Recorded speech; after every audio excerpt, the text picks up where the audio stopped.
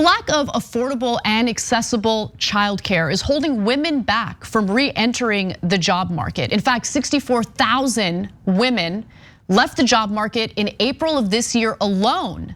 Now, compared to other nations in the world, childcare, the childcare system in the United States is really awful. It's far behind. I mean, when you look at other developed nations, we fall behind on education, we fall behind on healthcare. I mean, land of the free though, right? Work yourself to the bone and you get very little in return.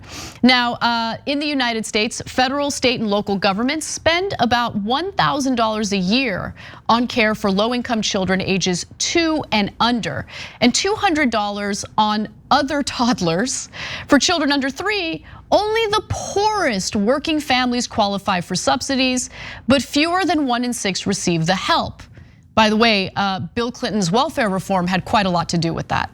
Now, the only government support for early care comes from the Child and Dependent Care Tax Credit. It benefits higher earners most. The average credit is $586 and $124 for the lowest earners. Wow, whoa. I mean, let's not get crazy, that credit. And when you look at the cost of childcare, you'll understand how ridiculous that social safety net really is. Now, you go to other developed nations and they're killing it. They're killing it because they have better priorities than we have here in this country that's dominated by corporate interests. Rich countries contribute an average of $14,000 per year for a toddler's care. Wealthy countries in the Organization for Economic Cooperation and Development spend an average of 0.7% of GDP on childcare. In Europe, new parents have paid leaves of 14 months. Okay, let's stop for a second. It's not that parents can take 14 months off and not get fired. It's that parents can take 14 months off and they get paid during that time off so they can raise their kids, so they can take care of an infant. They can recover, women can recover after giving birth. They can be there for the child in the early stages of that child's life.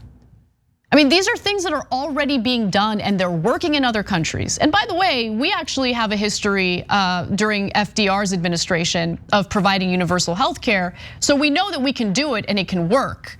But of course, we have corporate interests that don't want to pay their fair share of taxes that would essentially fund federally subsidized childcare for Americans. But let me give you more details. Since American families get so little support from our federal government for childcare, there are high costs associated. The burden is on them to use their household income on childcare. The Treasury Department reported last month, for instance, that the average cost of care is roughly $10,000 a year per child and consumes about 13% of family income, nearly twice what the government considers affordable.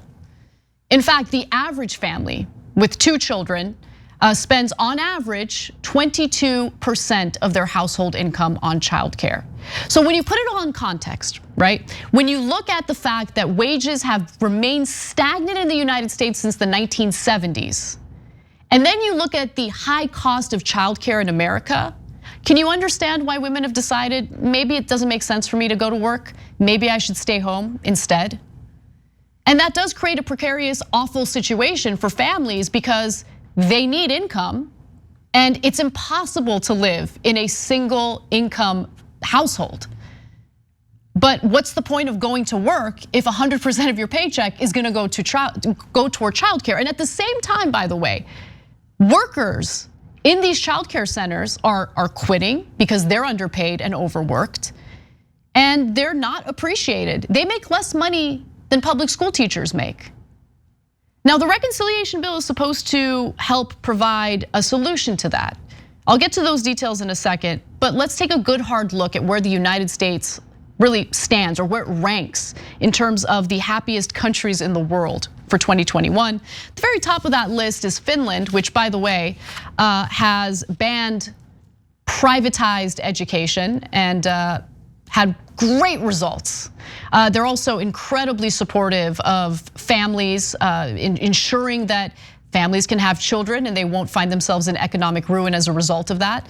Then you've got Denmark, Switzerland, Iceland, Netherlands, Norway, Sweden. Oh wow, would you look at that? Top 7 happiest countries in the world, and the United States isn't in it. I wonder why. And the US spends less for childcare than any other developed country. Let's take a look at this fun chart. United States at the very end.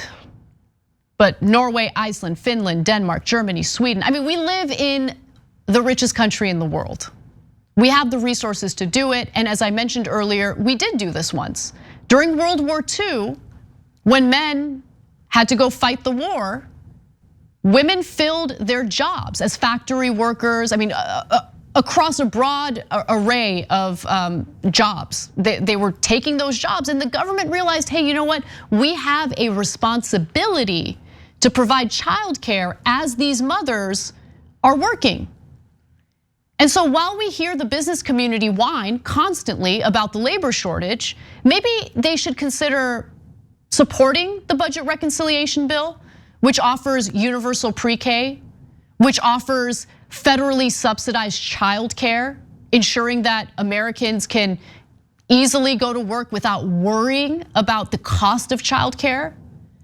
It's amazing how much that bill would positively impact the overall economy, and how the business community still fights against it because they're so short-sighted that the only thing that matters, the only priority is tax cuts. But how are you gonna make money if your workers can't show up to work because they don't know what to do with their kids? You can't have your cake and eat it too. Society is collapsing because of the sheer greed.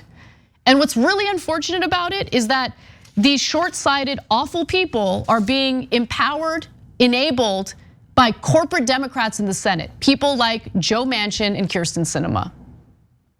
So I'm not really interested in hearing Sinema cry about being hounded by activists who just want some answers about why she turned her backs on them.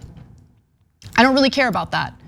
It's about time that these lawmakers actually listen to the best interests of their own constituents instead of run away from them to go back to their state for fundraisers as we're dealing with multiple crises simultaneously during a pandemic. Thanks for watching The Young Turks, really appreciate it. Another way to show support is through YouTube memberships. You'll get to interact with us more. There's live chat emojis, badges.